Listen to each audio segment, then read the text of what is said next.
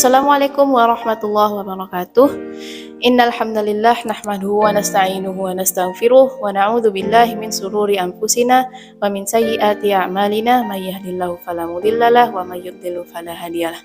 Asyhadu an la ilaha illallah wahdahu la syarikalah wa asyhadu anna Muhammadan abduhu wa rasuluh la nabiyya ba'da amma ba'du. Puji dan syukur senantiasa kita ucapkan kepada Allah SWT yang hingga pada hari ini kita semua masih diberikan nikmat iman, Islam, dan kesehatan sehingga kita semua dapat menyaksikan siaran kurma di hari ini. Salawat dan salam tidak lupa juga kita ucapkan kepada Nabi besar kita Muhammad SAW dengan melafazkan Allahumma sholli ala sayyidina Muhammad wa ala ali sayyidina Muhammad. Assalamualaikum ya Rasulullah, assalamualaikum ya Habibullah.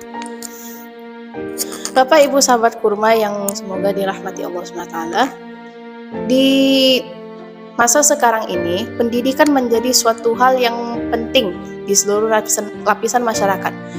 Baik itu dia masih muda ataupun sudah tua, ataupun dia kaya ataupun miskin atau berada di tengah-tengah, pendidikan itu menjadi satu hal yang sangat diperhatikan. Kemudian begitu juga kita membahas pendidikan itu kita kaitkan dengan kesetaraan gender antara laki-laki dan perempuan. Masalahnya, sebagaimanapun kita tahu bahwa pendidikan itu penting di kehidupan masa sekarang ini, masih banyak yang tidak mengindahkan pendidikan tinggi bagi perempuan.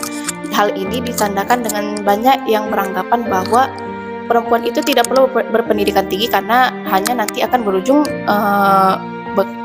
berkegiatan di dapur saat sudah menjadi ibu nantinya, atau buat apa nanti kalau sekolah tinggi-tinggi kalau nanti ujung-ujungnya cuma ngurus anak di rumah, nggak dipakai untuk apa-apa ilmunya tuh, jadinya kan sia-sia kuliah berapa belas tahun, sekolah berapa belas tahun kalau cuma nanti ujungnya di rumah aja.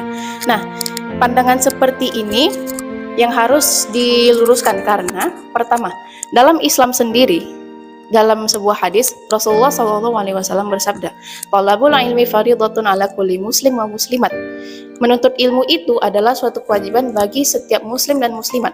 Nah, di hadis ini Rasulullah itu tidak mengkhususkan pendidikan atau menuntut ilmu itu adalah suatu kewajiban hanya bagi laki-laki saja, tetapi juga bagi muslimat, yaitu perempuan. Hal ini menunjukkan bahwa Islam ini adalah agama yang sangat sempurna sampai ke tahap bahwa pendidikan itu harus diterapkan secara universal, yaitu secara universal ini diartikan dalam harus terbuka aksesnya untuk laki-laki dan perempuan. Kemudian yang kedua, perempuan itu adalah madrasah pertama bagi anak-anaknya. Jadi, sebelum seorang perempuan itu bisa mendidik, maka ada baiknya perempuan tersebut harus terdidik terlebih dahulu agar ilmu yang disampaikan kepada anaknya nanti tidak salah. Nah, kemudian karena kita sudah tahu bahwa perempuan itu adalah madrasatul ula bagi anak-anaknya, maka kita juga harus paham bahwa perempuan itu dari para perempuan lah akan lahir generasi-generasi yang akan meneruskan agama Islam ini di bumi Allah. Oleh karena itu, banyak sebutan yang menyebutkan bahwa nasib suatu negara ditentukan oleh kualitas perempuan yang hidup di dalamnya. Kalau perempuan yang ada di dalam negaranya itu terdidik, berkualitas, memiliki wawasan yang luas, akhlaknya bagus, agamanya bagus, akidahnya bagus, maka insya Allah dipastikan negara tersebut akan berkembang dan berjaya. Tetapi sebaliknya, kalau perempuan yang hidup di dalam negara itu hancur, bobrok, moralnya itu amat sangat minus, maka insya Allah negaranya pun juga akan ikut hancur. Kenapa? Karena anak-anak yang dilahirkan darinya pun akan ikut bobrok seperti ibunya. Nah, sampai di sini pun kita sudah mengerti bahwa perempuan dan pendidikan itu sangat penting. Bahkan Muhammad Hatta, salah satu Bapak Republik Indonesia, pernah menyebutkan bahwa jika engkau mendidik satu orang laki-laki, maka engkau mendidik satu orang saja.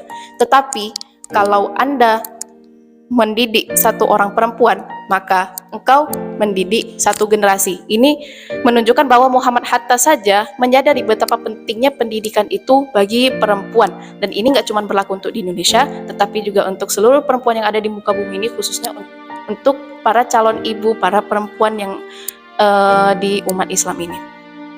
Baik, sampai situ saja yang bisa saya sampaikan terkait pentingnya pendidikan perempuan dalam Islam. Afwan minkum. Wassalamualaikum warahmatullahi wabarakatuh.